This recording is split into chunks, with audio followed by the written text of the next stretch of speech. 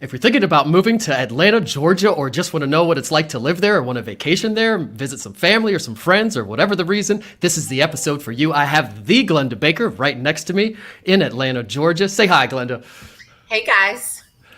And this is Wanna Move There, the show dedicated to helping Central Pennsylvanians get the info they need to decide whether they want to move somewhere else, in this case, Atlanta, Georgia, or wherever, or if they want to vacation somewhere to learn a little bit more about the area. I am your host, DerekBicksler, realtor of 15 years. I grew up on the Hill in Harrisburg, went to Mechanicsburg High School, go Wildcats, and went up to Penn College of Technology up in Williamsport before I came back and had a few sales jobs before I started selling real estate 15 glorious years ago. If you need to buy or sell a home, please reach out to me. We still need inventory pretty crazily, and Glennda's going to tell us what it's like down in Atlanta in a little bit. If you need to call, text, email me, throw a rock through my window, send a carrier pigeon, whatever you need to do, just reach out. We still need inventory, and it's a little bit better for buyers to get out there. So if you're a buyer, don't be scared to start looking again. Whether you're watching live or on a replay, please ask a question in the comments, or just say hi. Or if you're one of our Clubhouse friends, definitely say hi and say where you're watching from, Portugal or Atlanta or wherever. And if we don't see your questions or comments during the episode, we will come back and address them later, as there is a lot going on, so we might not miss it. I always miss it pretty much, Glennda. I don't see the little thing go up when people comment. So, and also a reminder that all the replays are on Derek. It is. CNN with like the ticker tape and the live and all that stuff. I mean, goodness gracious. Yeah, and I have a phobia with like dead airspace. Even 1 second makes me kind of freak out. I have to keep multiple pens here just because I will pick them apart and then a spring will go flying, and now I don't have a pen. So it's a little bit manic during this, but that's all right.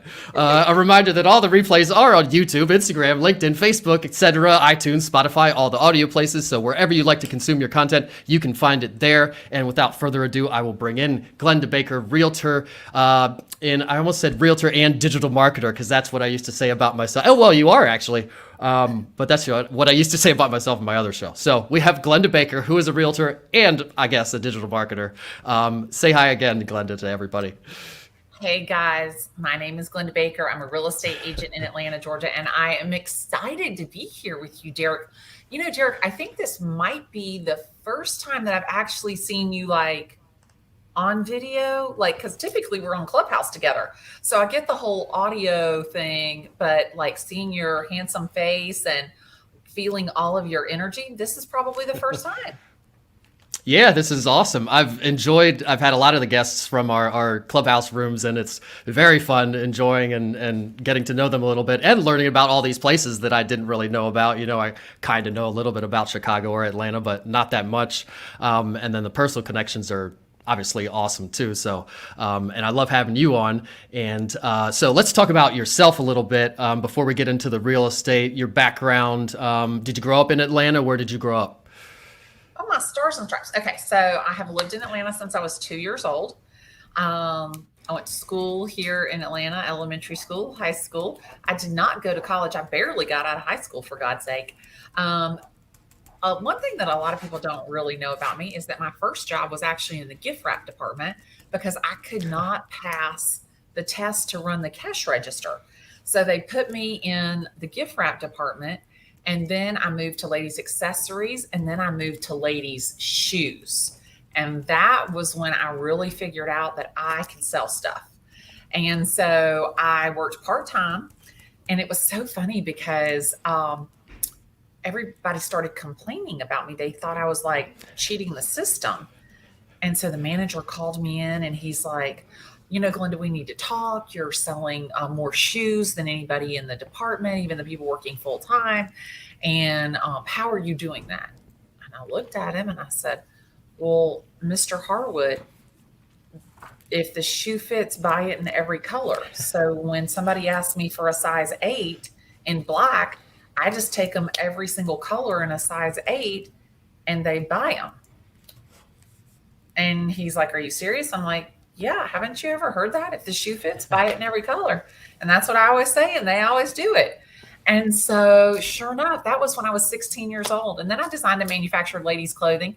And I was like, I just don't want to do this anymore. I'm done with that. And I told my mom, and she goes, well, Pumpkin, you need to go be a real estate agent. And so Sure enough, I got my real estate license and I was going to be an assistant so I could get a regular job, and nobody would hire me. I couldn't get a job as a real estate assistant.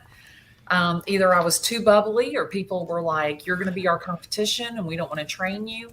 So I went to this brokerage and said, hey, I've got 5 people who want to list their house with me and nobody will hire me as an assistant. Will you hire me as a real estate agent? And she's, you have 5 listings? And I'm like, yep. She's, how'd you get those? I said, well, I read a book. It said, call everybody that you know and tell them that they can either buy or sell. Whichever one they want to do is fine with you. And 5 people told me they list their house with me. And she goes, you're hired. That's how I got started. Huh. So too bubbly. I don't know how that could be an issue when you're selling real estate or any of that kind of stuff. The too bubbly thing sounds ridiculous. And I feel you on the no college. I went to college, I mentioned, but I did not graduate. So maybe I should put that in there to be completely truthful. I'm trying to tell everybody where I was, but I also did not graduate because it just wasn't for me. And I'd rather just practice or whatever the reason, do by learning. So the gift wrapping and all that, and the ladies' accessories and the ladies' shoes, that all makes sense. If anybody knows you now, knows that you are into all that stuff still. So when you were younger, were you into clothing and dressing? Were your parents into that kind of stuff? What were you at? What was little Glennda like? My mom dressed me until I was like 16 years old. So like she would lay out my clothes every night the night before. And I never, ever will forget. I was in 4th grade and I went home and I said, Mom, everybody at school has jeans. All the girls have jeans except for me, because my mom always put me in dresses. And she's like, oh, okay, Pumpkin, we'll get you some jeans. And so the next day she comes home from work and she's gone to Sears and she has brought home pink jeans with studs on the pocket and a matching pink jacket with little studs on the pocket. And she was so excited about it. I was like her little Barbie doll. Like she just dressed me up. She was so excited about it. I didn't have the heart to tell her that it was blue jeans. I wanted blue jeans like all the other girls. So I just wore the pink jeans and my dresses. But, she always dressed me really in like sparkle outfits. And I had this one little outfit. It was my absolute favorite. It was this little yellow cowgirl outfit, and it had white fringe and white stars. And my mom always said to me, Pumpkin, you are a star. And she would always get me stuff that had stars on it. So people always say, like, Glennda, like, why do you always wear this stuff that has stars? I guess probably because it reminds me a lot of my mom. So my mom always dressed me, but I always loved fashion. And I was always kind of, way overdressed, if that's even possible. I never think it's possible to be overdressed, but I was always way overdressed.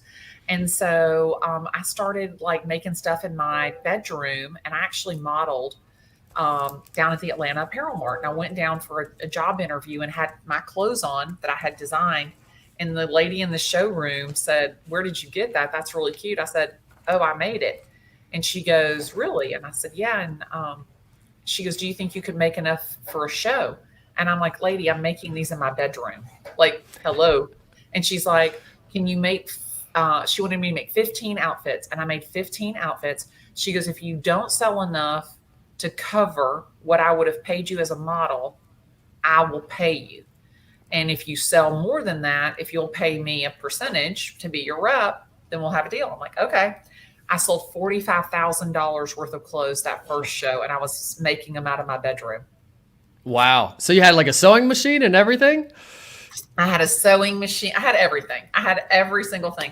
And because I had taken home economics, and so it was little T-shirt sets, T-shirt pant sets, and T-shirts. And of course, they had sequin appliques on them and glitter and all kinds of stuff. Did you have a brand name? Yeah, it was under Leanna. It was under G. Lee Designs. Does that still exist somewhere, or remnants of it anywhere? No. You don't have even like one shirt left? I probably have one shirt left somewhere, but it's probably in a memorabilia box.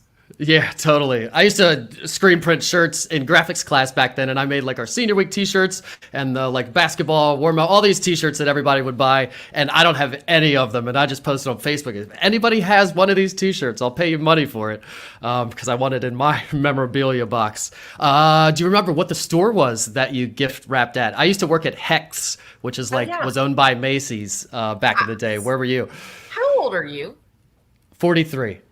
Okay, so I'm older than you because I worked at Davidson's, which was then owned by Macy's. So Davidson's was a brand here in Atlanta, and it was purchased by Macy's, and then Macy's was purchased by is that right? Federated, which was Rich's. So I worked at Davidson's, and then I worked at Rich's.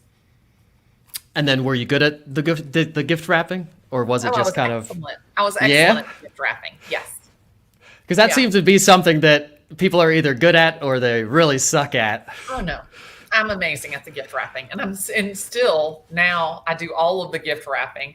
Even my girlfriend Malia, who was my neighbor for many years, I would wrap all of the presents for her family as well. She'd fix dinner, and we drink wine, and I would wrap all the presents. That sounds great. And I think you maybe invented the people that bought this also bought this, this, and this. So you beat Amazon to the punch with the, why wouldn't you want, and that's actually, I wear a uniform. This shirt, 10 different colors every single day. I just ordered the long sleeve version. And then the pants I have, same pants every day, different color. Pretty much. So I've Einsteined my wardrobe. People know me for this. I've tested other shirts also. We won't get into that. People don't, this says exactly what you do. They don't have to figure it out or like, what is that? I heart houses or Realtor. Everybody knows what that is, but I'll stop laughing. Go ahead. Don't tell anybody. But in fact, I just got the proofs for my t-shirt. Once upon a time, I sold a big ass house. That's my number one TikTok. It has like almost 10 million views. And so I have, I'm doing t-shirts that say, once upon a time, I sold a big ass house. Nice. And is ass actually in there? Oh my gosh. So look, yeah, ass is actually in there. Am I not a star? It's on the shirt. No, but I actually do love the star idea. For the SS, I guess, right? Yeah. I don't know. Yeah. Think about that. Maybe I'll have her do 2 versions of it. But I just said, don't tell anybody. And we're actually like telling everybody. So if you're watching this, shh, don't tell anybody because I haven't released them yet. Or maybe we'll wait to no, we won't because this is live, I guess. That's right. Right? Yeah. So when you switched to real estate and finally got into real estate, what was it like at the beginning? What was the experience like? Did you say you started with full time or you dove in head first or one foot at a time? I started full time. I read a book, How to Develop a 6-Figure Income in Real Estate by Mike Ferry. And I did every single thing that book told me to do. And then I read a book by Barb Schwartz. And then I went to a seminar with Rick DeLuca. So Barb Schwartz said, if you can't see it, you can't sell it. She talked about staging. Rick DeLuca was the king of handwritten notes. So literally with Mike Ferry, Barb Schwartz, and Rick DeLuca, I was a full service real estate agent. And so I was in a bullpen and I went in the first day and it's just me and the office manager. And I'm like, where is everybody? And she goes, Glennda, it's real estate. It's optional. They don't come in till 11. And I'm like, what? She's like, yeah, they'll start rolling in about 11 o'clock. I was like, I don't have to be here at 9 o'clock. Because I didn't know. I thought it was like a real job, right? So, because I didn't know anybody who was a real estate agent. So anyway, so I just kind of watched the office, looked around. And the number one agent in the company was in my office. And so she came in and I was watching her. And so I went to the manager and I said, hey, could I move my cubicle, my little seat? And she's like, sure. As long as somebody else isn't sitting there, you can move it. So sure enough, I moved my little cubicle to right outside that girl's office. And I sat there and I listened to that girl talk to people. I listened to everything that she did. If she needed a copy, she needed coffee, she needed a water, she needed a runner, she needed somebody to hold an open house, I was the first volunteer. She needed a copy of a flyer. I would magically appear, walk by her door, and she'd say, "Hey, Glennda, could you make a copy of this for me?" I'm like, "Absolutely. How many do you need?" "I need 25. I'm like, "Sure, no problem." I'd make 26 copies. I'd give her 25. I'd keep one. And literally just watching that girl, I learned how to be a real estate agent. She's still around? She's retired. Because remember, I'm much older. I've been doing this like 29 years since Jesus. We do this for a long time. I think we have some 90-year-olds still licensed in our market. Yeah, that girl, she retired. I guess she was probably, I was 24. I'd say that she was probably at least 15 years older than me at that point. Probably she was so now she's probably what, 70 or something. So yeah. Easy. Well, we got tons of 70-year-olds in our market. Yeah, and they crush it still. Not her. She retired. They're not catching on to the YouTube and the TikTok quite as fast as you are, but actually, I'm not doing the TikTok yet, but anyway. And I love you. Obviously, you're good at absorbing and just you emulating and taking direction and finding the things that work and then just not reinventing the wheel and following someone else. And I started the same way as one of the top commercial guys in our market. I started as his assistant and then worked in kind of doing my own deals and then came to this firm. So I kind of started the same way. And I think it's an apprenticeship kind of a model would be great if we had some kind of structure for it. But so that's how you got started. So tell everybody how you're doing now, what kind of clients you work with. I don't want to put words in your mouth, but you are somewhat of a agent to the stars or whatever you want to say down there. Definitely more glamorous than our market here. And a lot of people out there, you have a bigger audience than I do. So tell everybody here locally in Central PA who you are. And I will preface, I don't know if I told you this, we were in a sales meeting and one of our partners in our firm was saying something and somebody asked a question about something. She said, "Oh yeah, this Glennda Baker lady on TikTok, blah, blah, blah, said this in her one video." And I was like, "Ha, you're popping up everywhere." And she's not on social media. Her kid probably showed it to her, I'm guessing. But yeah, you're popping up everywhere. So tell everybody who Glennda Baker is now. So I've been in real estate 29 years. I run an all-female team here in Atlanta, Georgia. It's me, Elizabeth, and Eveline. Elizabeth's been with me 21 years. Eveline's been with me 5 or 6 years, Eveline? Like 5 or 6 years? Yes. 5 or 6 years. Do you remember? 6 years now. 6 years. I can't even remember. Eveline is like, we're like still in our honeymoon phase. So Eveline's been with me 6 years. And then we have Larzelle, who runs all of the paperwork. And then we have a host of other people, Allison, who runs our staging, and people who help with the gifting, and interns that help with runners that help with the signs and lock boxes and stuff like that. So we run a pretty tight ship over here. And we do $900 rentals. We do $9 million houses and everything in between. So a lot of times people want to say, "Oh, Glennda, you sell those big houses." Well, we do sell some big houses. We also sell medium houses. We also rent small apartments, because really for me, it's about having the luxury of working with people that I enjoy. So rather than being defined to the celebrity market or the luxury market, I'm all about being engaged with the people that I like market. So I know that if I just work with the people that I like and I work all price ranges, I don't have to deal with people that I don't like. So that's kind of how I focus. And I sell houses all over Atlanta, Georgia.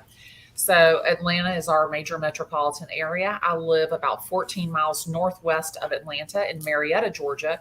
So we handle Cobb, Fulton, Cherokee counties, but mostly the north side of Atlanta. But, I think that agents pigeonhole themselves. I know that there was somebody who called me and they were looking for investment properties and $30,000 to $50,000 investment properties. And they interviewed 3 agents here in Atlanta, and it was a celebrity, a big celebrity. A lot of music and sports down there, entertainment too, I guess. Yeah, They were in the music industry.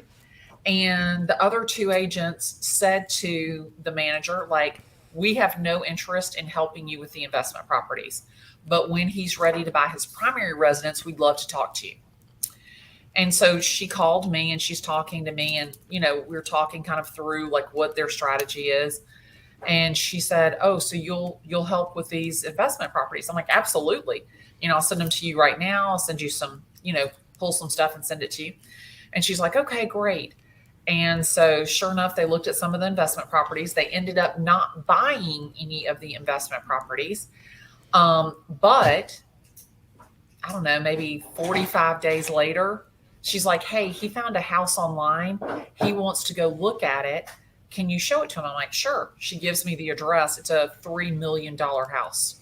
I show him one house. One house. He buys it. He buys Yeah. it like literally. It was. I met with. So I had a phone conversation with her. I met with his road manager and showed him 8 to 11 investment properties. I then got one call from her. I showed him, the actual celebrity, one house, and he bought it. And those kind of communities are pretty tight knit, and they all talk to each other, I would think. So if you Absolutely. once you get in that market and you do a good job, you're going to get referrals and sell the manager and the agent and the other teammates if it's a sports team or something maybe. Actually, I got a lot of sports down there, and those people come and go too. So you get to sell it to them when they come and sell it for them when they leave. So you actually go ahead. Most people don't realize for NBA, there are more retired NBA players in Atlanta, Georgia than in any other city. Wow, is that because the climate, which is our first question, is good? I don't know if it's because of the climate or if it's because like the NBA network is here, TNT is here, and so a lot of the analysts film from here. We have a huge television and film industry here in Atlanta, and another part of my business is helping those television and film industries find locations where they can shoot their movies and television shows. And so I help them with locations because I have this kind of crazy, I don't know what it is, what I would call it, but I have like this skill. So if I have seen a house, I can actually remember everything about the house. I can remember every single thing about the house. And then if you said, "Hey, Glennda, I need a Victorian house on the river with 4 bedrooms," I can literally Rolodex it in my head and tell you, "Okay, that's 123 Banana Street." And so a lot of the film industry will reach out to me and say, "Hey, we're looking for a Mediterranean style, a Georgian. We need something with columns." And I just have like this Rolodex of photos in my head. And without even looking in the computer, I can tell you, "Okay, that's 123 Banana Street. That's 456 Jones Street. That's 8910 Oh My Stars Avenue." I mean, like literally, it just comes to me. And if anybody takes a picture anywhere at a house, if it's here in Atlanta, Georgia, I can tell you which house it is. It's so crazy. And are these just because are these listings you've sold or people you know, or what are they usually? Are they people that are they vacant houses that are vacant that they usually rent, or? It's just what happens is, is it for the television and film? Usually they are houses that are occupied and the people have a second house. They'll have a lake house or a mountain house, and I'll just move them to their lake house or mountain house for a week or two, and they rent, and the movie studio rents it out, and they pay amazing money. And so my people just have a owner's closet, lock all their stuff up, hand over the keys, let the movie film there for 4, 5, 6, 8, 10 days, and then come back and they make a boatload of money. Wow. And so they want it furnished. They don't clear everything out and refurnish it. Doesn't matter if it's furnished or not. The television set people or the film set people will either use what's there or move it out and bring in their own. Huh. Do people do that as a business model? Just buy mansions just to rent to film companies? It's a great business model. It's a great business model. I have one house that I sold in January, and we've already shot 3 films there. Wow. So you can, once you're on a list too, then people know it. And if you're proactive about trying to be on lists and get jobs, so to speak, probably no end to them. Right. Huh. Yeah, that's interesting. Yeah. I would like, that's a whole episode in itself right there. So is it sunny all the time? Is it good to shoot stuff outside? Is that why it's also there? You get a lot of sun and less cloud? Because we're cloudy, pretty much overcast all the time here. The weather is amazing in Atlanta. I mean, really, we have all 4 seasons. It never gets too cold. Some people would say it gets too hot, but not really. And I mean, it's just, and maybe it's just because I live here. I think it's amazing, but it's so green. I had the opportunity to go to Phoenix a few weeks ago. I was in Dallas last week, and it's so like flat and brown. And I'm like, I would be so like, and your skin is so dry, for God's sake. Like here, you have all of the seasons. And yes, there's humidity, but it's wonderful. I mean, it's really great. The weather is amazing. Yeah, and you're not, I think people, or I kind of picture Atlanta being closer to the ocean because we always go past Georgia going to Florida. So we always kind of associate it with the beach or something, but it's not, it's pretty far. How far would it be to drive all the way to the coast? Sit down. I can get you to the Gulf or to the Atlantic in 5 hours. Oh, nice. Perfect. Yeah. Yeah. That's So like the perfect driving cutoff almost. exactly. Because in my head, 6 hours is the cutoff. But I can get you literally to Destin, Florida, which is the Gulf of Mexico, with with white sand and green water, blue-green water that you can see the bottom of. In 5 hours, I can get you to Savannah, to Tybee, to Hilton Head in 5 hours. So if you like the Atlantic side, I can get you there. If you like the Gulf side, I can get you there. Which side's better? The Gulf. The Gulf? Huh. I mean, it depends on what you want to do. If you want to go crabbing, you go to the Atlantic. If you want to go and you want to like see the most beautiful beaches in the country, I think, are absolutely the Gulf of Mexico. Huh. Sounds like you could write a little guide or do a TikTok on Gulf versus ocean. Totally. Absolutely. And Evelyn, would are you you leaving? Okay, bye-bye. Sorry, that was Evelyn. She's leaving. See you, Evelyn. She should have popped in and said hi. So the landscape, you mentioned that other places are flat and brown. So it sounds appealing to me. I like the green and at least some rolling hills or something. And I know the Appalachian Trail goes all the way down to Georgia. So do you have mountains? It's not flat You would there, love right? it, Derek. You could go hiking. You could hike Stone Mountain. You could hike Kennesaw Mountain. Like every single morning, you could go hiking here in Atlanta. And most people don't realize that Stone Mountain is the largest piece of exposed granite in the world. I did not. I'm a rock climber and I didn't know that. Huh. Oh yeah, it is. It is so cool, and it's smooth. Huh. There must be people come. Do people climb it, or is it that smooth? And yeah. No, people climb it. So there's one side that you're allowed to climb, and there's one side that you're not allowed to climb. And so, at Stone Mountain, they have the laser show where they do the lasers on the granite, on the stone, on the mountain. And then that's also, super cool. It's so cool. And then in the wintertime, we change it to Snow Mountain, and they make like manufactured snow, and you can like slide down it. Huh. So we'll segue into the what is there to do here. I got questions in between, but I like this line of questioning right now. So you mentioned outdoor stuff. Is there also like the kayaking, the fishing, hunting, all that kind of stuff? Yeah. So of course you'd have to kind of go down into South Georgia, but probably 2 hours you could get to any hunting lodge. The mountains are 55 minutes from Atlanta. So you could go to the Blue Ridge Mountains within 55 minutes. You can get to the river, the Chattahoochee River, and everybody goes rafting down the river on Sundays, shoot the hooch.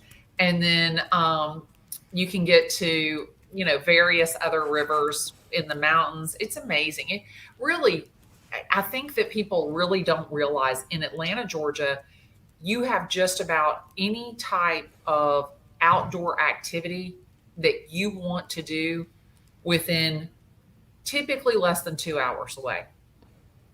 Huh. Yeah, I mean, you could tell it's a shock to me because I kind of think of it as a hot place and not really a mountainous place or not known for outdoor stuff. But obviously, you're blowing my mind right now. So next meetup in Atlanta, I might be more down for it, maybe.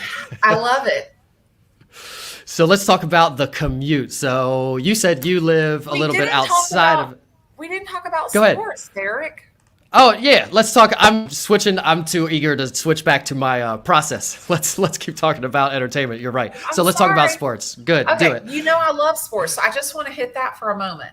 Yeah, let's do So it. obviously we have the Falcons. We won't talk about them because they're not as exciting to me as the Hawks. The Hawks, who went to the Eastern Conference Finals against the Milwaukee Bucks and went 7 games. So that's the basketball team. So you think about And is Mercedes. that where people would see big concerts in that stadium? Yeah. So I actually saw Billy Joel at Mercedes-Benz Stadium. That's where football is. But who did I just see at State Farm? I was just there 1 second ago. Oh, I saw J. Cole and 21 Savage. I'm like, wait a minute, I was just at State Farm. So anyway, so the concerts are at State Farm. And then we have the soccer team, Atlanta United, which actually has the highest attendance of any MLS game, is with the Atlanta United at 72,000 people. So I mean, it's amazing. We have really really great ability and very easy, not so much, not too expensive to get to any type of game. And hello, we're 2 hours from the Masters, the best golf tournament ever in the whole entire world. Is golfing in general a big thing down there, like Oh, in the immediate area? huge, huge. And a lot of athletes also golf, so that makes sense. Kind of after they stop playing football or basketball or whatever, then they start golfing and betting on that or whatever. Well, it's funny that you say that because I have a couple of houses listed in Atlanta Country Club. And so Atlanta Country Club is a neighborhood here in East Cobb, close to where I live, and 14 miles northwest of the city. And it borders the Chattahoochee River. And there is a fancy smancy golf club, golf course within that community. And the people who have looked at these fancy smancy houses that I have for sale, all of them are athletes and all of them play golf and are attracted to those houses because they're close to downtown. They offer the ability to golf in a private setting. And on top of that, they're just beautiful houses, typically gated, and they're on the golf course.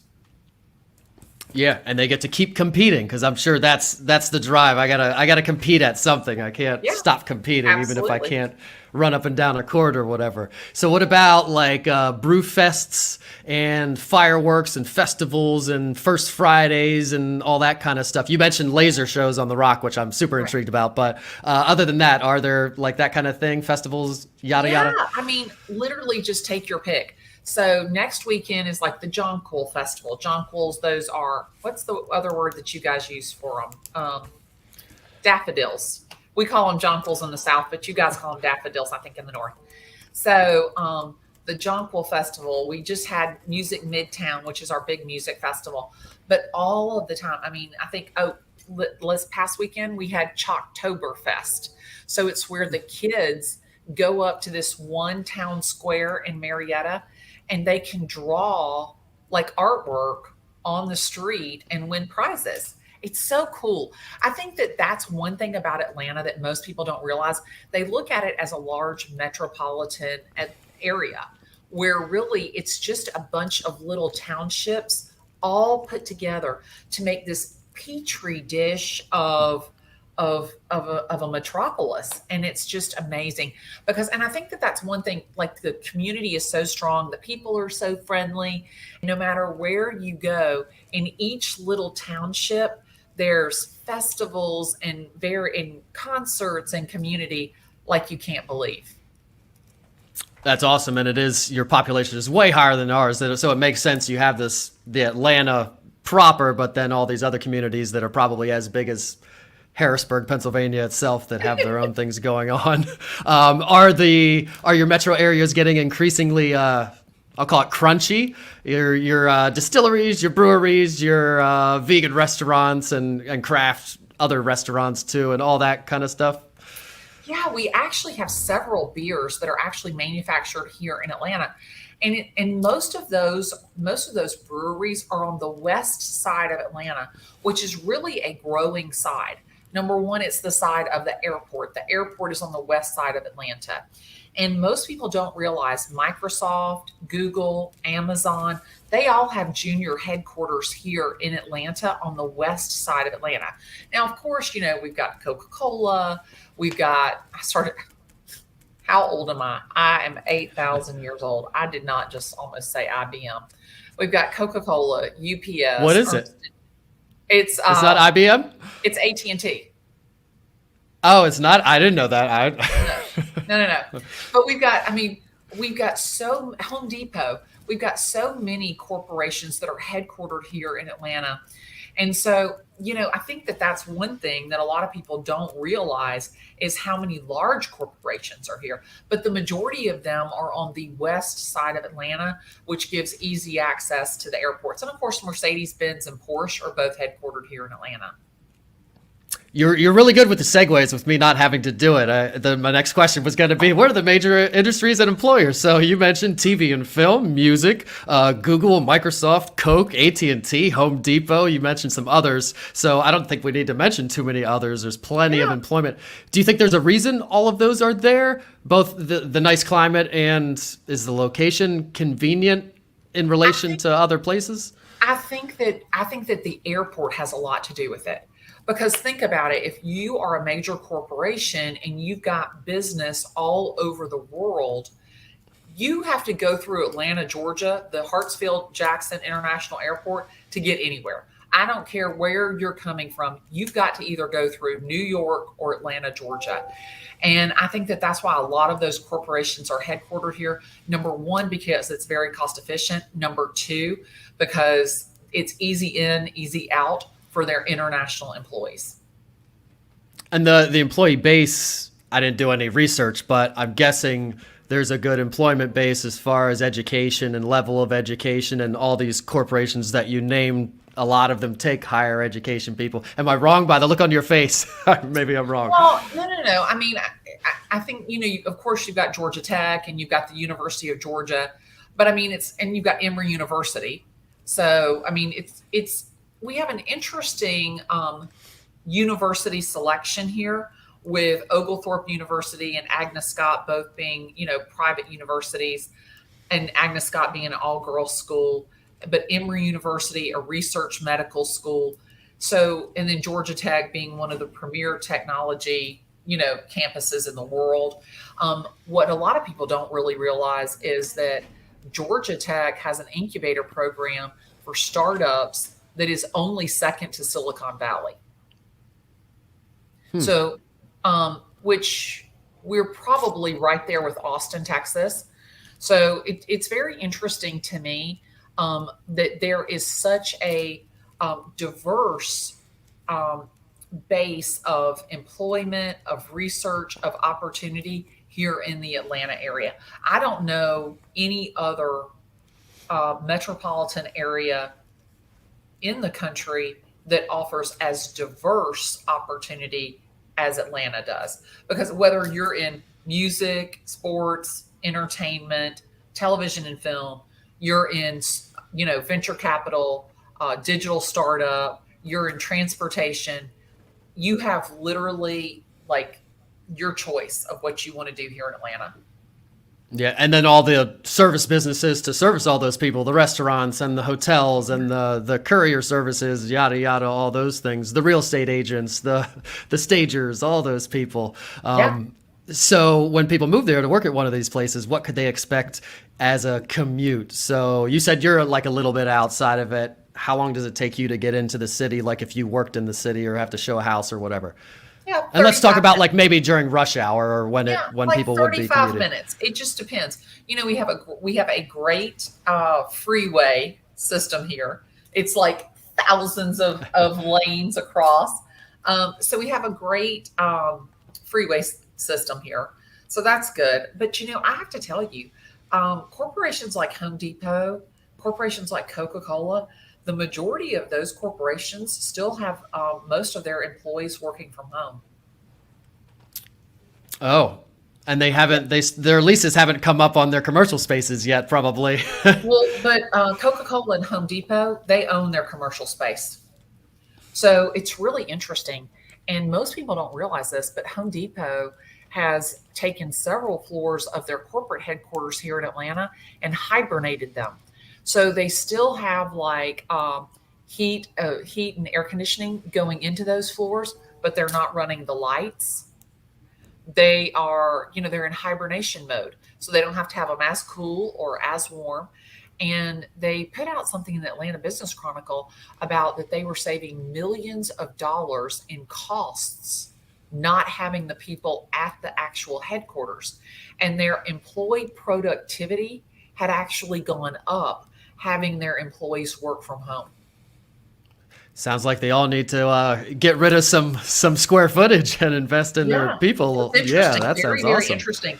And in one of the major malls, or one of the malls here in Atlanta, Emory University has taken over that mall, and they're actually going to build it out. And on one side, where an anchor store would have been for retail, they're going to put a hospital.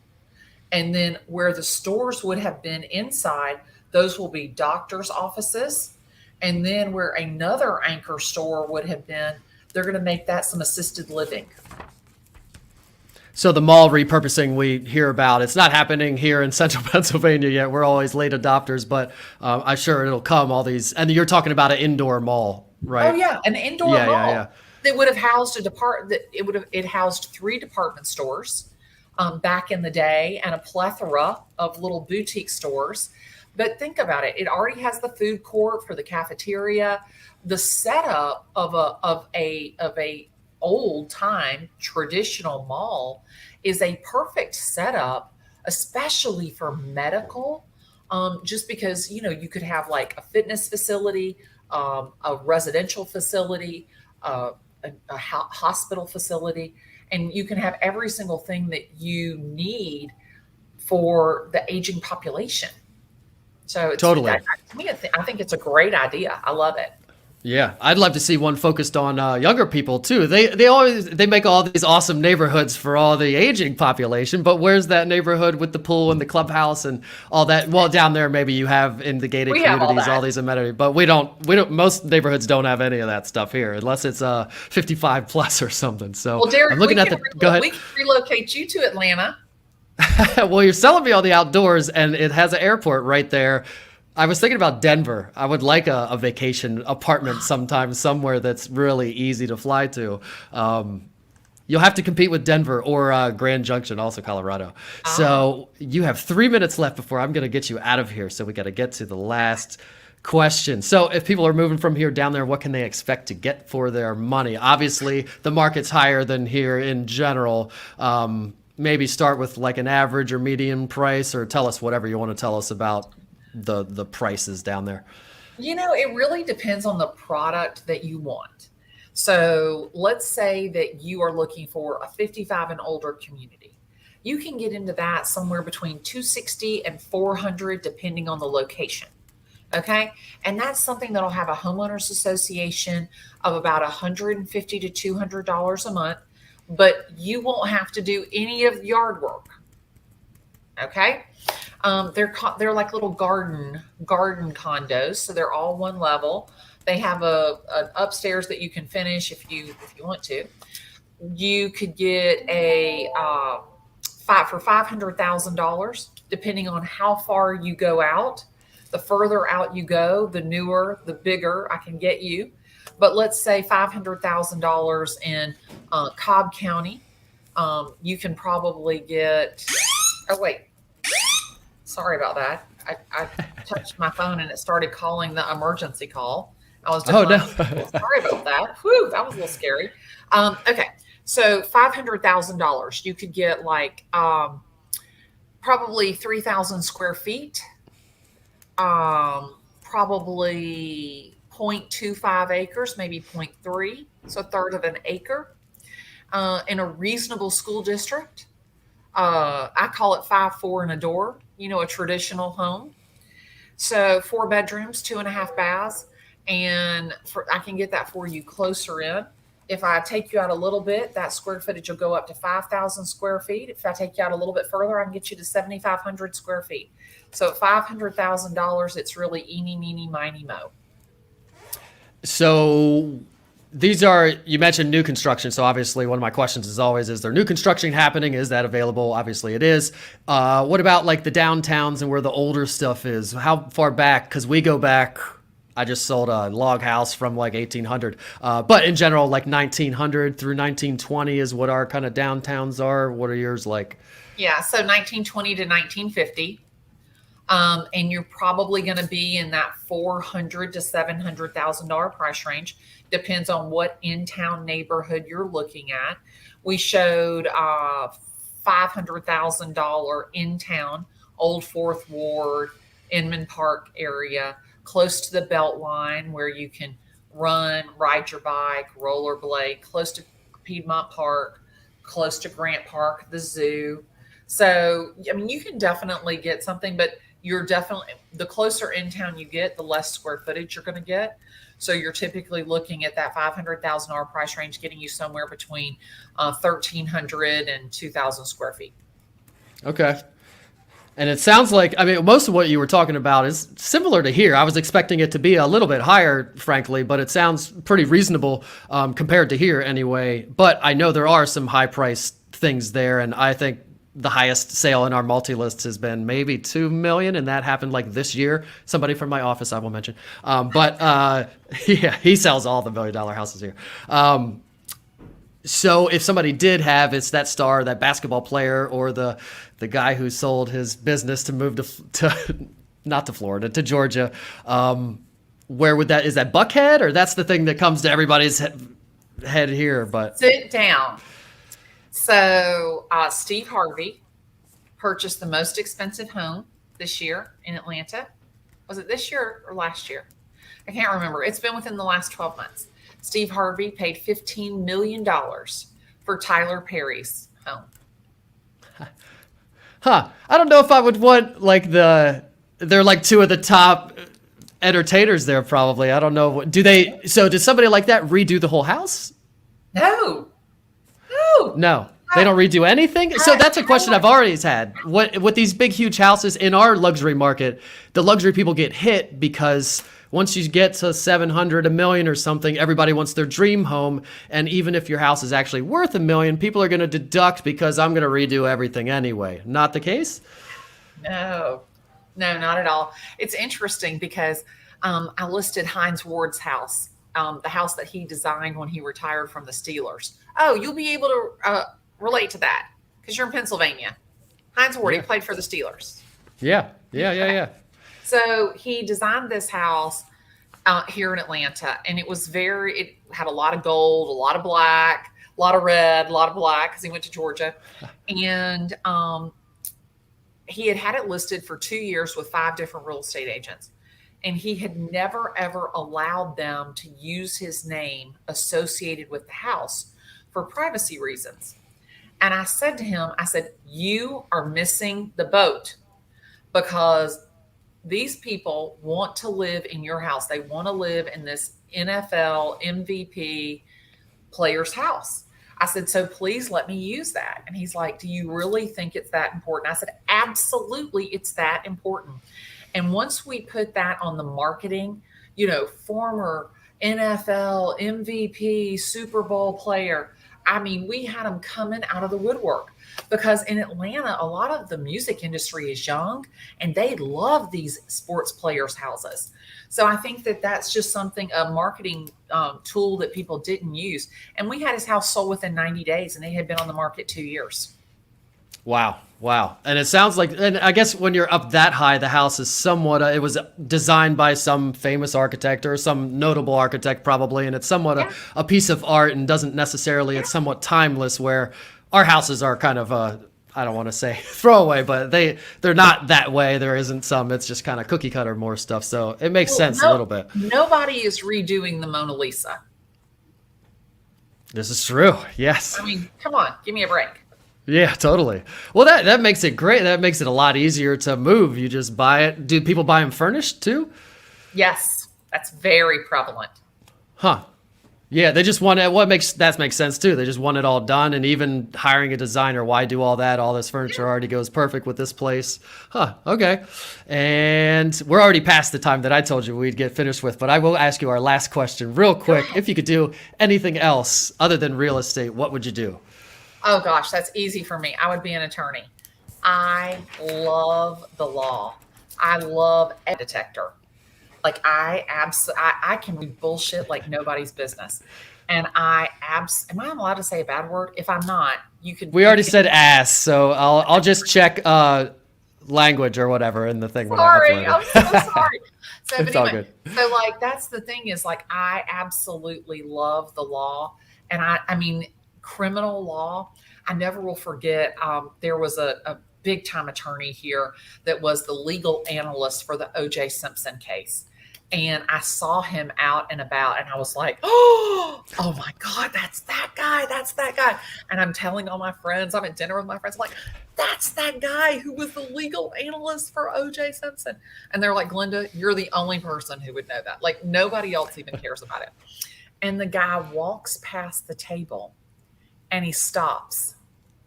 And I can see him out of the corner of my eye. And he says, excuse me, are you Glennda Baker? And I'm like, I am Glennda Baker. And he goes, you have a house for sale down the street from me.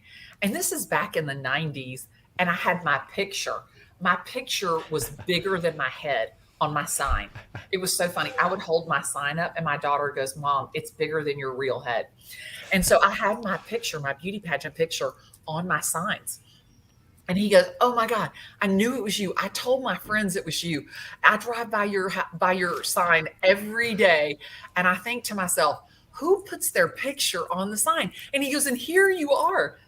And I'm like, wow. And he's like, and he introduces himself and he goes, I'm thinking about selling my house. Do you have a business card? And I give him my business card and it has the picture that matches my sign. And he leaves to go to the restroom, Pat finishes up the conversation, goes to the restroom. My friends break out laughing. I mean, every time I think about that story, I absolutely laugh my ass off. But it goes back to tell you, people get to know you. They become familiar with you by your face. And that's why video is so critical now. I like that. You dropped a little lesson for everybody, any agents that might be out there watching, or any marketers in general. I talk to a lot of central or small businesses, so that's a great thing to end on. And the attorney makes sense. We need to end it, but were you into like debate club or anything like that in high school or anything like that? No, I told you I barely got through high school. I didn't know how to spell cat. Like literally, I learned all of these like talking skills in like the real world, in like the University of the Street. Like I have absolutely, it wasn't in debate club. I wasn't in drama. Like I couldn't even be on the cheerleading team. I sucked. I was like the last kid picked on the playground. So no, I mean, I learned how to talk seriously, like selling shoes. I mean, I just kind of fell into it. And I think that just selling in general that was just my niche. I love it. That's awesome. Sometimes it takes people a little bit more time, but then when they get that momentum, it's like a hockey stick, and it's all effort really, and seeking out answers. And if you want to be an attorney, you said you like seeking out answers, so it all makes sense. So tell everybody that might be listening later and can't see the screen where they can reach you. So read your info out loud there. My name is Glennda Baker. I'm a real estate agent in Atlanta, Georgia. As I always say, send me a text, tag me in a post, give me a call. That's what I love the most, because I love the opportunity to talk real estate with you. My telephone number is 678-755-3711. And you can find me online anywhere at Glennda, Glennda, Baker, Baker, Glennda Baker. My dad's name was Glenn, Glenn, and I am Glennda. There you go. And don't forget the double N. Some people might miss that. So there is a double N in there. And thanks to everybody for watching and listening. Remember to contact me if you need to buy or sell a home, or if you want to move to Atlanta, you can sell your house here. I'll hook you up with Glennda. Glennda. Yeah. There's a lot going on here, Glennda. Sometimes I freeze. Yeah, contact me, call me, text me, email me, throw a rock through my window, send a carrier pigeon, whatever you need to do. Hey, do you know Jackson Wilkie, the YouTube other real estate guy, similar to Levi? He says send a carrier pigeon too. So I always feel like I need to clarify. I've been saying that for years and I didn't steal it from him, but everybody send a carrier pigeon. Also, thank you for being here, Glennda. Thanks everybody for watching and listening, and say goodbye again, Glennda. Bye, guys. See you, everybody.